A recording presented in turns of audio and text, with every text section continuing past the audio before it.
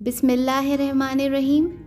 हनीन यूसुफ की home girl Nimra Ahmad की कलम से चैप्टर 12 बाब 12 अल्लाह की रहमत।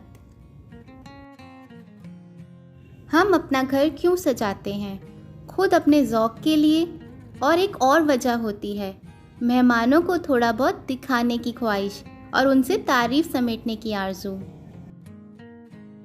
ये तो एक हकीकत है।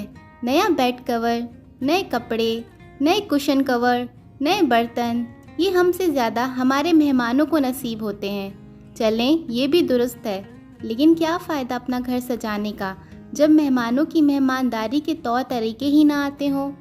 इस मामले में एक ज़माने में मैं बहुत फूहड़ हुआ करती थी। अब समझदार हो गई हूँ। मैं अपना घर भी सजाती हूँ और ख़ुद भी मेहमानों के सामने ड्रेसअप होके आ जाती हूँ। लेकिन दो और चीज़ें हैं जिनका ख्याल रखना बहुत ज़रूरी है और हर होम गर्ल को रखना चाहिए। एक मेहमानदारी और दूसरा इखलाक। मुझे अभी तक याद है कि चंद साल पहले हमारे एक दूर के अंकल ने नया घर बनाया।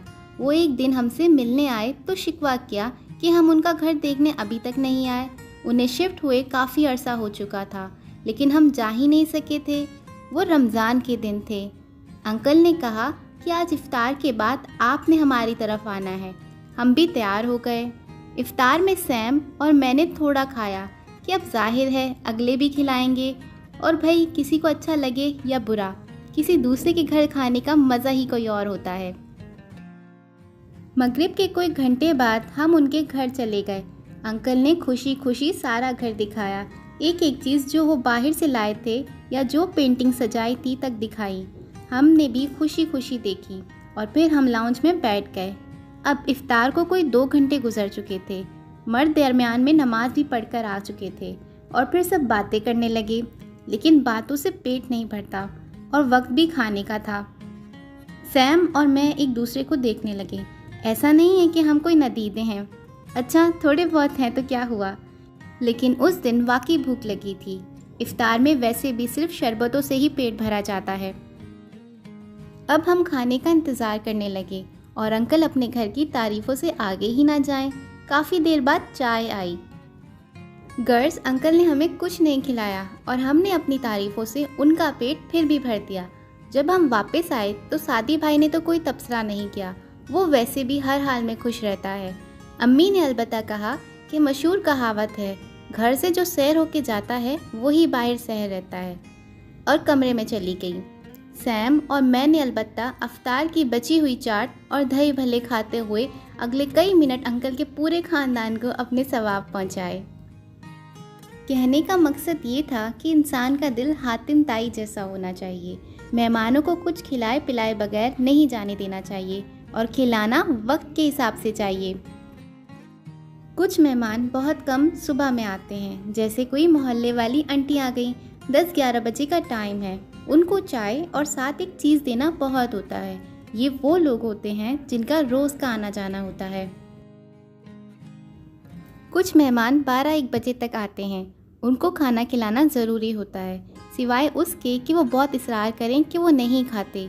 अमूमन मेरे और सैम जैसे हों तो खाने को इनकार नहीं करते, लेकिन खैर कुछ मेहमान 4 बजे के बाद आते हैं। उनको शाम की चाय पिलाना ज़रूरी होता है, और कभी भी चाय खाली खुली पेश नहीं की जाती। बिस्किट, मिठाई, कोई तली हुई चीज़ ज़रूर दी जाती है। और जो मेहमान शाम 7:30-8 के बाद आएँ उनको खाना खिलाना फ़र्ज़ है। जो रात 10 के बाद आएँ उनको चाय के साथ कुछ हल्का फुल्का। आपने सिर्फ वक्त का ख्याल रखना है और अपने और उनके ताल्लुक़ की फ्रैंकनेस का भी। खाना खिलाने के उसूल तो अक्सर लोग जानते होते हैं, लेकिन मेहमानों की चाय मेरे नज़दीक ज़्यादा ख़तरनाक चीज़ है। वो ऐसे कि अगर आपने चाय के साथ पेश करने वाली अशियाए ताम की तरतीब का ख्याल नहीं रखा तो आपके नंबर कट जाएंगे। चाय के साथ 2 या 3 नमकीन और 1 या 2 मीठी अशिया रखी जाती हैं। कुछ लोग उनमें गड़बड़ यूँ करते हैं कि वो उन सबको साथ ले आते हैं। ऐसा नहीं करना चाहिए। मेहमानों के आने के 10 मिनट के अंदर आप उनको कुछ ठंडा पिलाएंगी, अगर मौसम गर्म या दरमियाना है, कोल्ड ड्रिंक या जूस वगैरह। शदीद सर्दी के मौसम में आप इस स्टेप को स्किप कर दें।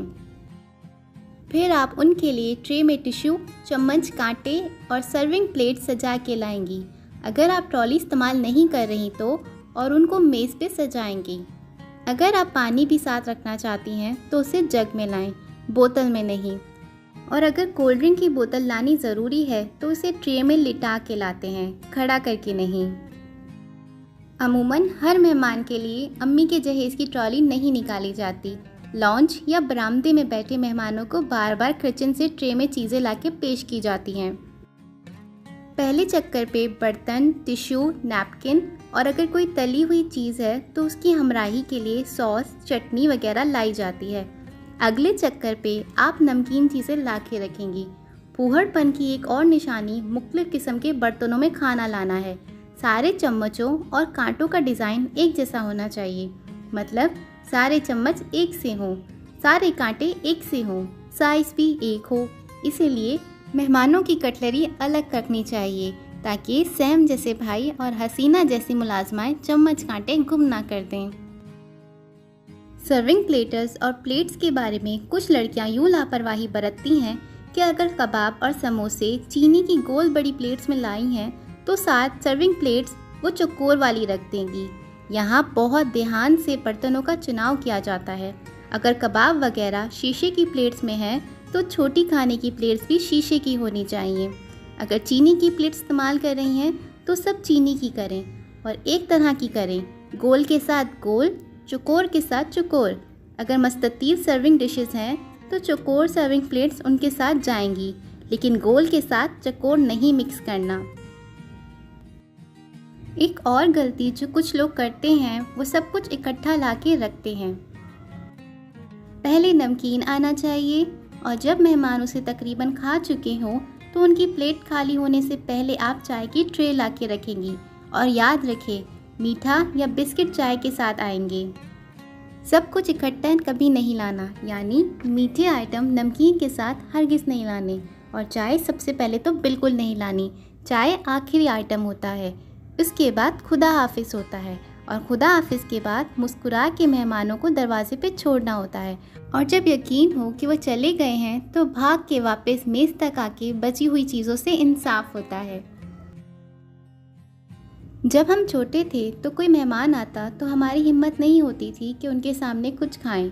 अम्मी की एक खूरी काफ़ी होती और किसी के घर जाओ तब भी खाना मना होता था। चलो वहाँ फिर भी थोड़ा बहुत खा लेते थे, लेकिन जब बड़े हुए तो मालूम हुआ कि बड़ों और बच्चों के मेहमानों के सामने खाने के मैनर्स में फ़र्क होते हैं। बच्चों की तरबियत करनी पड़ती है, लेकिन आप अगर बड़े हैं तो आपको अपने मेहमान के साथ ज़रूर खाना चाहिए ताकि वो तकल्लुफ़ ना करें। अगर मेज़बान ना खाए तो मेहमान आराम से नहीं खा सकता।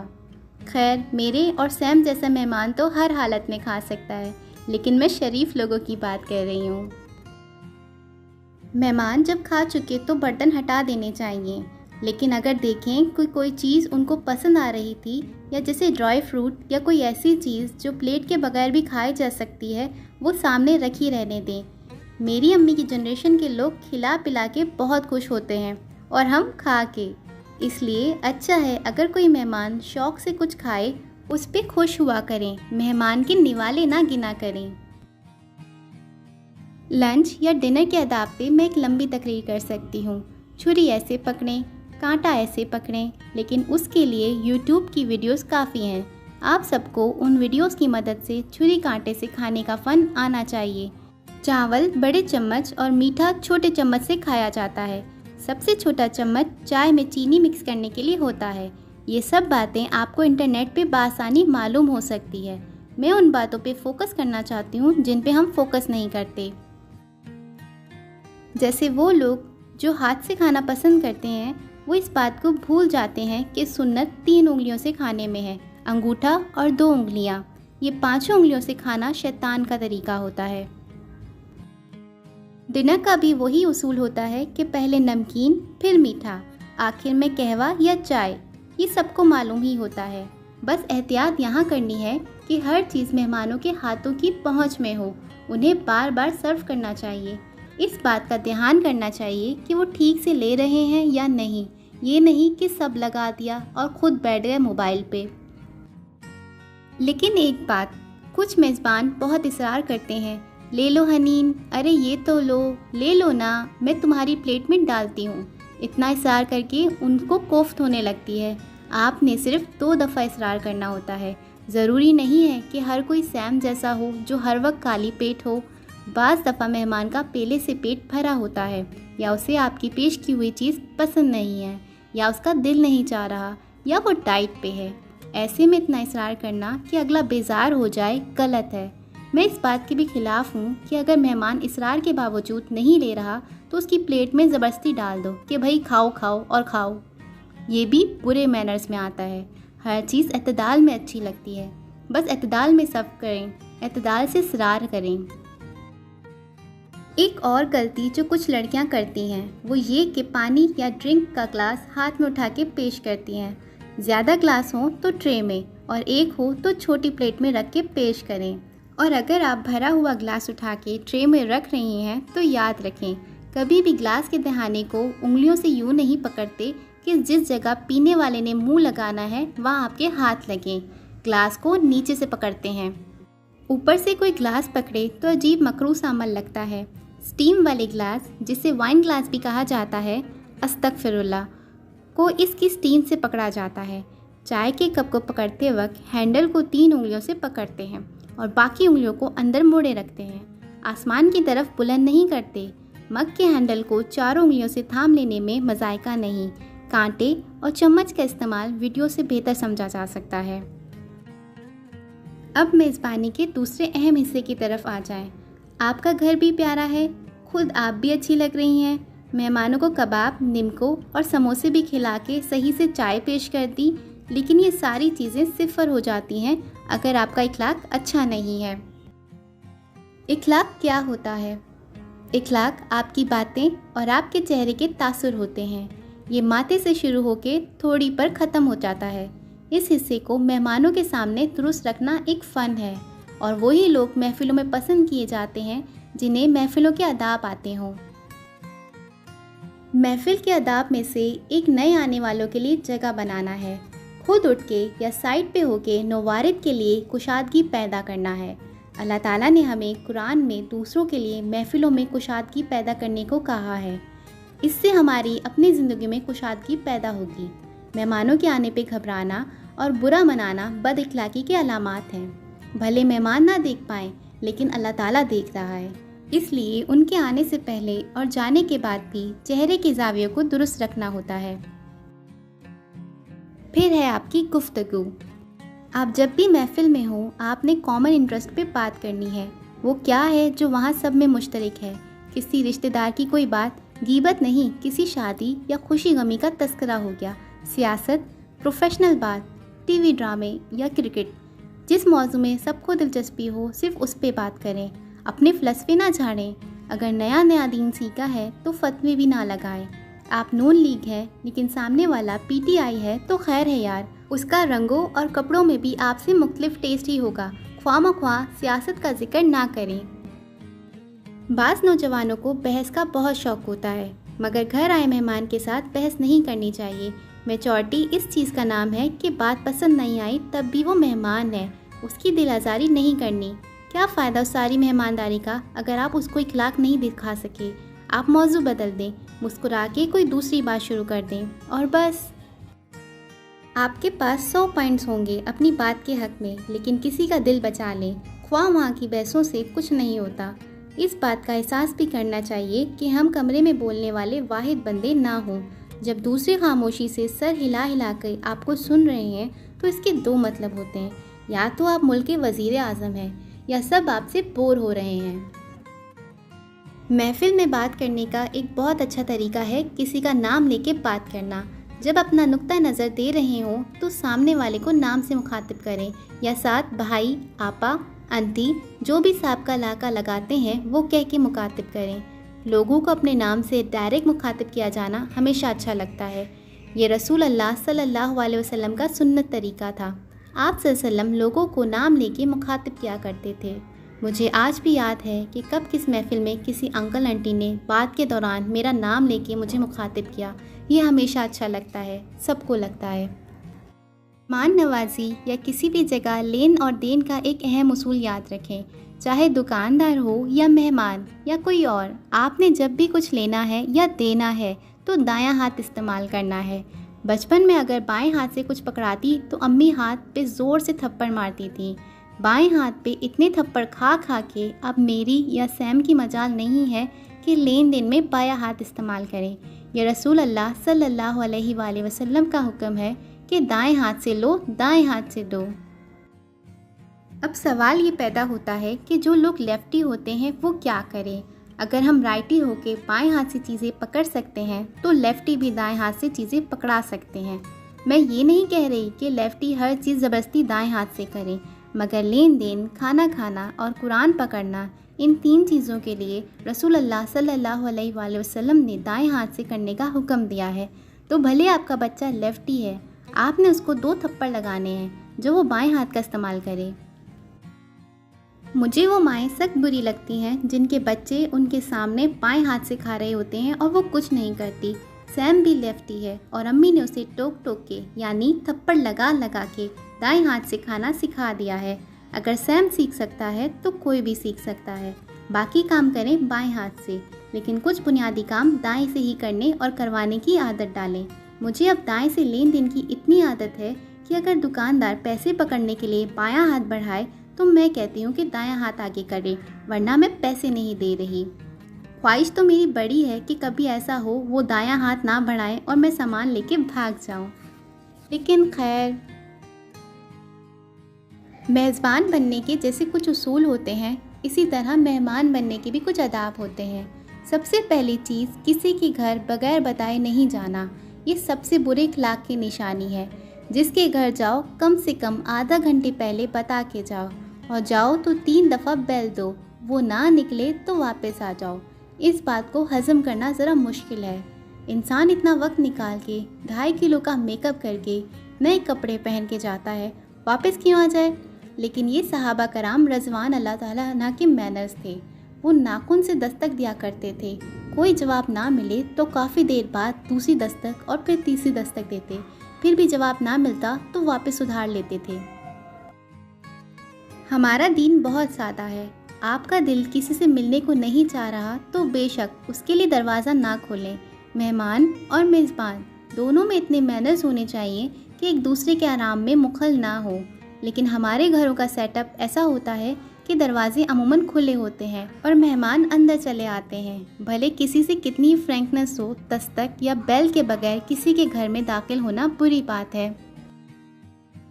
जब आपके सामने खाना मेज़बान ने लगा दिया तो आपने अपने सामने से शुरू करना है। सामने दाल का डोंगा है और सीख कबाब पहले रखे हैं तो पहले दाल डालनी है। और सबसे ज़्यादा मैनर्स वाले मेहमान वो होते हैं जो हर वो शय चखते हैं जो उनके सामने होती है और ख़ुद उठ के दूसरी चीज़ नहीं उठाते। एक दफ़ा अम्मी, मैं और सैम किसी जगह गए।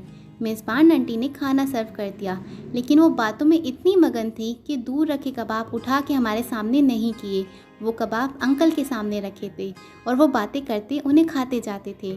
मैं और सैम बार बार कबाबों को देखते, लेकिन हिम्मत नहीं थी कि कबाब मांगते।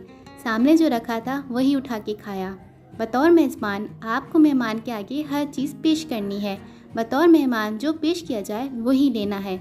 अगर कबाब अंकल के सामने है तो इन्हें बस दूर से देखें। खैर, वो कबाब इन अंकल को हज़म फिर भी नहीं हुए होंगे। ज़रूर रात में पेट खराब हुआ होगा। मेरी और सहम की आह लगी होगी उन्हें। चावल या मैक्रोनी टाइप की कोई चीज़ प्लेट में निकालते वक्त बाज़ लोग हर तरफ से चम्मच मारते हैं और उलट पलट के बेहतरीन बोटी चुनते हैं। Again bad manners. ये सुन्नत है कि अपने सामने से निकालना है। पूरी डिश को ख़राब नहीं करना। हम में और जानवरों में कोई तो फ़र्क होना चाहिए। इसके अलावा ये बात भी बहुत अहम है कि किसी के घर खाली हाथ नहीं जाते।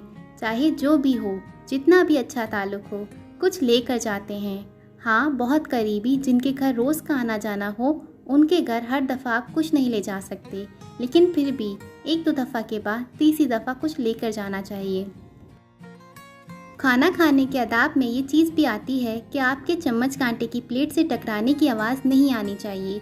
इस आवाज़ को कंट्रोल करना बहुत मुश्किल है, लेकिन इसको सीखना चाहिए। लेकिन इससे ज़्यादा अहम है चाय में चीनी हिलाते हुए चम्मच की आवाज़। आदाब कहते हैं कि चम्मच हिलाते वक्त हल्की सी टन भी नहीं होनी चाहिए और चीनी बिना आवाज़ के भी घोली जा सकती है। आजमा के देख लें। जो लोग हाथ से खाते हैं, चाहे सालन रोटी हो चाहे चावल, वो सुन्नत को सिर्फ तब पूरा कर सकते हैं जब वो 2 उंगलियों और अंगूठे से खाएं। पूरी 5 उंगलियों से खाना सुन्नत नहीं है, ऐसे शैतान खाता है। आपने 3 उंगलियों से खाना है, जितना एक निवाले में आए उतना बहुत है। यही मैनर्स हैं। चाय या मशरूब पीते वक्त कुछ लोग शड़प शड़प की आवाज़ निकालते हैं, उनसे भी परहेज़ करना चाहिए। कुछ लोग चाय को ठंडा करने के लिए उस पर फूंके भी मारते हैं। पता नहीं उनकी फूंक में कौन से फ्रीज़र की धुएं निकल रहे होते हैं जो उनको लगता है कि 70 डिग्री पर उबलती चाय उनकी एक फूंक से ठंडी हो जाएगी। खाने पीने की चीज़ पे फूंके मारना हदीस में मना है और मुकरूह फेल है।